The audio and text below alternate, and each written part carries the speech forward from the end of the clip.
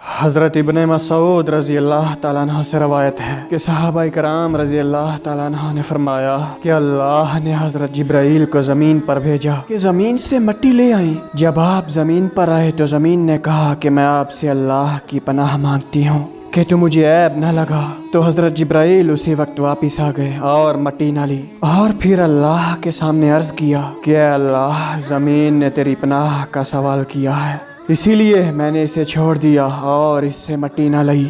پھر اللہ نے حضرت میکائیل علیہ السلام کو زمین پر بھیجا تو زمین انہیں بھی دیکھ کر اللہ کی پناہ مانگنے لگی۔ پھر انہوں نے بھی انہیں چھوڑ دیا اور واپس اللہ تبارک و تعالیٰ کی طرف لوٹ آئے اور اللہ کی بارگاہ میں عرض کرنے لگے کہ اے اللہ، زمین اس معاملے میں آپ کی پناہ چاہتی ہے۔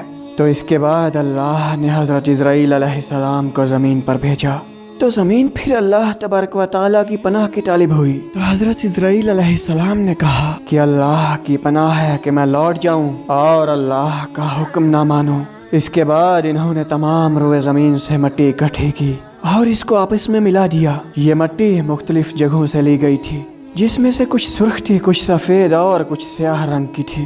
اسی لیے آدم کی اولاد مختلف رنگ اور مختلف قسم کی ہے۔ مٹی کو لے کر اللہ کی بارگاہ میں حاضر ہوئے اور اس مٹی کو گیلا کیا حتیٰ کہ وہ مٹی غارہ بن گئی۔ تو اللہ نے فرشتوں سے فرمایا کہ میں پیدا کرنے والا ہوں اس بشر کو کیچڑ سے، بس جب میں اس کو سنواروں اور پھونک دوں، اس مٹی میں اپنی طرف سے میں روح ڈال دوں، تو تم اس کے سامنے سجدہ کرتے ہوئے گر پڑنا۔ تو اللہ نے حضرت آدم علیہ السلام کو اپنے دست قدرت سے پیدا فرمایا تاکہ ابلیس اس کے مقابلے میں تکبر کا اظہار نہ کرے۔ بس اللہ نے بشر کو پیدا فرمایا تو وہ 40 سال تک مٹی کا ایک جسم رہا۔ یہ سال جمعۃ المبارک کے دن کے برابر تھا۔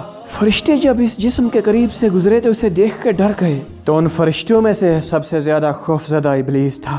وہ جب بھی حضرت آدم علیہ السلام کے جسم کے قریب سے گزرتا تو اسے ٹھوکر مارتا۔ اس کی ٹھوکر سے آپ کے جسم سے ایک ٹھیکرے کی سی آواز نکلتی جس سے ایک کھنکھناہٹ سی پیدا ہو جاتی۔ تو اسی کے متعلق اللہ کا فرمان ہے کہ بجنے والی مٹی سے ٹھیکری کی مانند شیطان یہ سوال کرتا، اس مٹی کو کس لیے ترتیب کیا جا رہا ہے؟ اور ساتھ ہی ساتھ فرشتوں سے یہ کہتا کہ اس سے ڈرنے کی کوئی ضرورت نہیں، بے شک تمہارا رب غنی ہے اور یہ شیطان کھوکھلا ہے، اگر میں اس پر مسلط ہو گیا تو اسے ہلاک کر دوں گا۔ وہ وقت قریب آن پہنچا کہ جب اللہ نے اس مٹی کے جسم میں روح کا پھونکنا تھا تو اللہ نے ملائکہ سے فرمایا کہ جب میں اس جسم میں روح کو پھونک دوں تو تم سب اس مٹی کے جسم کو سجدہ کرنا۔ جب اللہ نے اس جسم میں روح پھونکی اور روح آدم کے سر تک پہنچی تو انہوں نے چھینک ماری۔ تو فرشتوں نے کہا، اے مخلوق خدا، الحمدللہ کہیں۔ تو حضرت آدم علیہ السلام نے الحمدللہ کہا۔ تو اس کے جواب میں اللہ نے فرمایا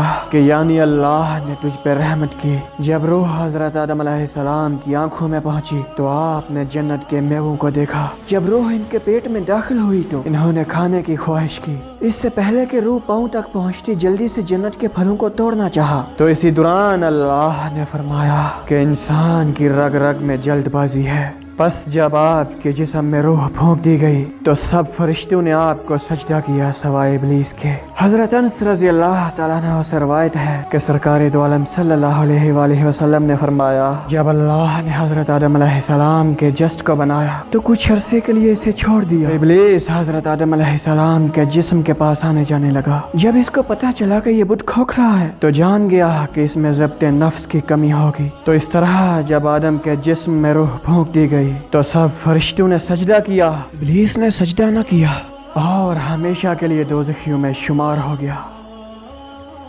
پیارے دوستو، امید ہے کہ ہماری آج کی ویڈیو آپ کو پسند آئی ہوگی، تو لائک اور شیئر ضرور کریں فیملی ممبرز اور دوست احباب کے ساتھ۔ اور آخر میں آپ کو ایک یاد دہانی کرا دیں کہ ہمارے چینل کو سبسکرائب کرنا نہ بھولیں، ساتھ میں بیل آئیکن کو پریس کر کے آل پہ کر دیں تاکہ ہر آنے والی نئی ویڈیو کو نوٹیفیکیشن بآسانی آپ تک پہنچتا رہے۔ اللہ آپ کو خوش رکھے، آباد رکھے اور آپ ہمیشہ ہنستے مسکراتے رہیں۔ اسی کے ساتھ اگلی ویڈیو تک کے لیے مجھے دیجیے اجازت۔